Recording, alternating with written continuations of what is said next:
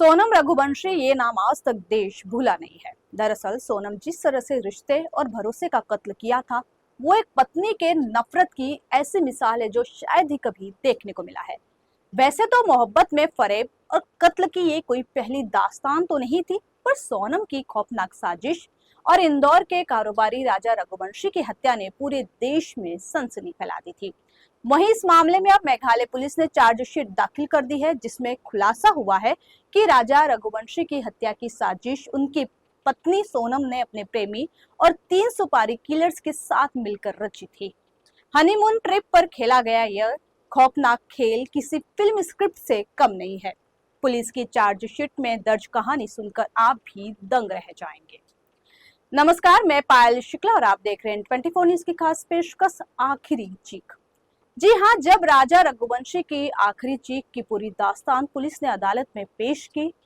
Meghalaya police की chargesheet के मुताबिक राजा रघुवंशी के कत्ल की मुख्य साजिशकर्ता और आरोपी नंबर 1 कोई और नहीं, राजा की पत्नी सोनम रघुवंशी है। सोनम के अलावा कॉन्स्पिरेटर के तौर पर दूसरा नाम सोनम के आशिक राज सिंह कुशवाहा का है। इन दोनों के अलावा इस चार्जशीट में 3 और नाम शामिल है: आकाश सिंह राजपूत, विशाल सिंह चौहान और आनंद कुर्मी। ये वही तीनों कातिल है जिन्हें सोनम और राज कुशवाहा ने राजा के कत्ल के लिए चुना था। यानी चार्जशीट के हिसाब से राजा के कत्ल के कुल 5 किरदार है और यही है वो पांचों किरदार। चार्जशीट के मुताबिक 23 मई को दिन में सोहरा के करीब विशाल सिंह चौहान ने तेज धार हथियार से राजा पर पहला वार किया था। पहला वार ही बेहद घातक था। जिस वक्त विशाल ने राजा पर पहला वार किया, तब उसके आसपास बाकी 2 हत्यारे यानी आकाश और आनंद भी खड़े थे। साथ ही वहीं बिल्कुल करीब सोनम भी खड़ी थी। वहीं पहले ही वार से राजा दर्द से तड़प उठा और बेतहाशा खून बहने लगा। शायद वो कातिलों की मंशा समझ चुका था। तड़पते हुए वो अब गिड़गिड़ाने लगा। दर्द की वजह से वो चीख भी रहा था। अब तक सब कुछ पास खड़ी अपनी आंखों से देख रही सोनम राजा की तड़प और चीख नहीं सुन सकी।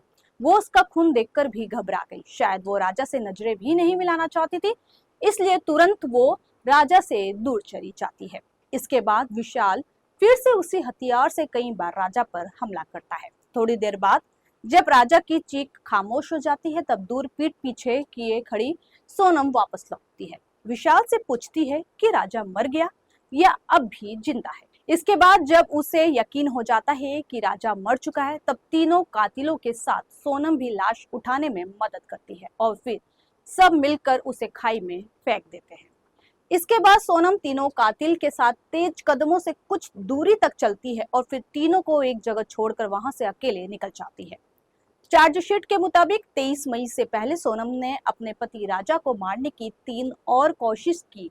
पहली कोशिश 21 मई को गुवाहाटी में की गई थी। तीनों कातिल सोनम और राजा से पहले ही गुवाहाटी पहुंच गए थे, लेकिन गुवाहाटी में ऐसी कोई सुनसान जगह नहीं मिली। ऊपर से तीनों कातिलों और खुद सोनम के लिए गुवाहाटी एक नई और अनजान जगह थी, इसलिए 21 मई की पहली कोशिश नाकाम रही।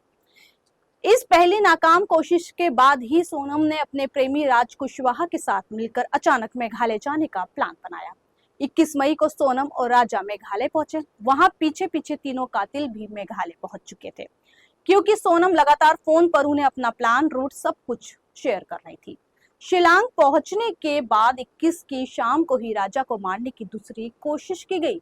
इस बार एक खाई के किनारे सेल्फी लेने के नाम पर राजा को खाई में धक्का देने का प्लान था, लेकिन तेज बारिश के चलते ये दूसरी कोशिश भी नाकाम रही। इसके बाद अगले दिन यानी 22 मई को राजा को मारने की तीसरी कोशिश की गई। इस बार प्लान किराए की स्कूटी पर राजा को किसी सुनसान जगह पर ले जाने का था। स्कूटी पर सोनम भी थी। वहीं तीनों कातिलों ने भी किराए की स्कूटी ले रखी थी और लगातार सोनम के हिसाब से दोनों के पीछे पीछे थे। लेकिन जिस जगह राजा को मारना था, वहां कुछ लोकल लोग पहले से मौजूद थे, लिहाजा सोनम और कातिल डर गए और उन्होंने ये प्लान ड्रॉप कर दिया और इस तरह तीसरी कोशिश भी नाकाम रही। आपको बता दें कि शुक्रवार को शिलांग के Sohra sub division judicial magistrate first class के सामने एसआईटी की तरफ से ये चार्जशीट दाखिल की गई है। चार्जशीट के मुताबिक राजा रघुवंशी हत्याकांड के 3 मौकाए वारदात पर कुल 4 लोग मौजूद थे। सभी की अपनी अपनी भूमिका थी। सोनम को सेल्फी लेने के बहाने राजा को सेल्फी पॉइंट तक ले जाना था। सेल्फी पॉइंट पर पहुंचते ही उसे विशाल को इशारा करना था। इस इशारे के बाद ही विशाल को राजा पर हमला करना था।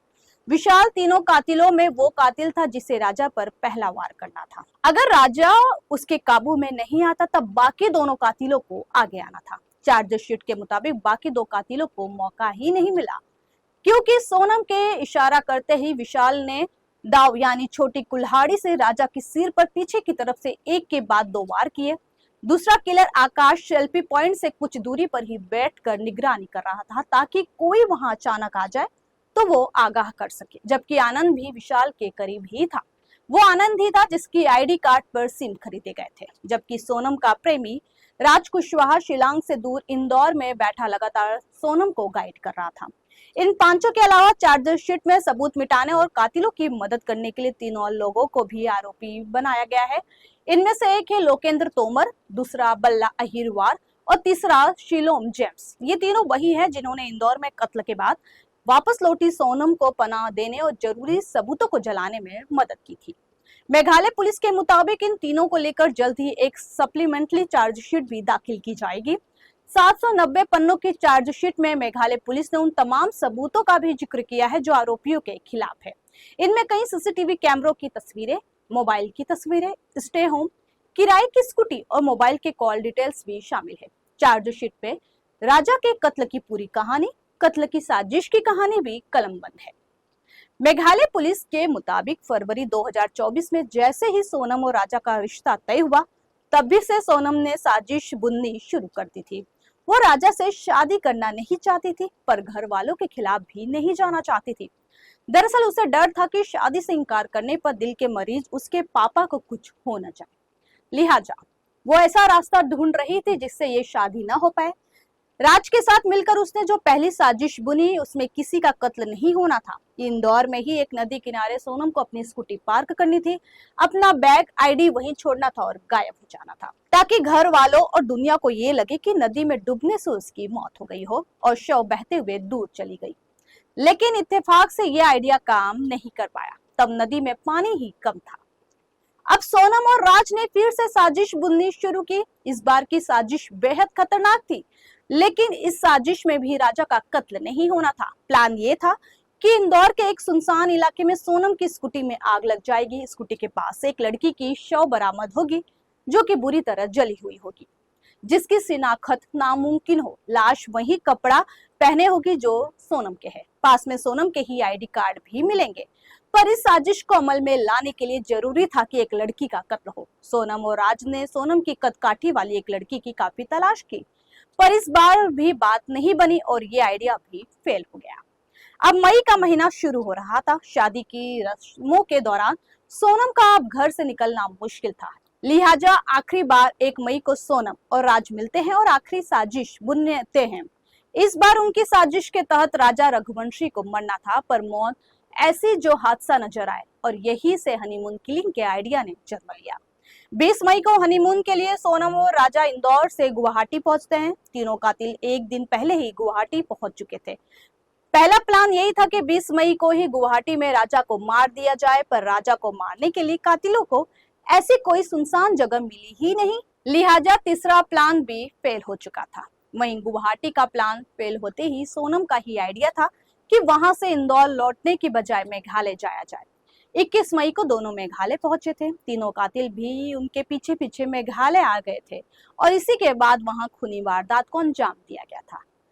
राजा की लाश बरामद होने और सोनम के लौट आने तक किसी को इस बात का अंदेशा भी नहीं था कि वहां क्या हुआ है। जब सोनम लापता रही, परिवार वालों ने उसके सुरक्षित लौटने की दुआएं की। बाद में सोनम तो लौटी, पर परिवार के भरोसे को मारकर। फिलहाल इस पेशकश में इतना ही। बाकी की ताजा तरीन खबरों के लिए बने रहिए 24 न्यूज के साथ। तब तक के लिए मुझे दीजिए इजाजत। नमस्कार।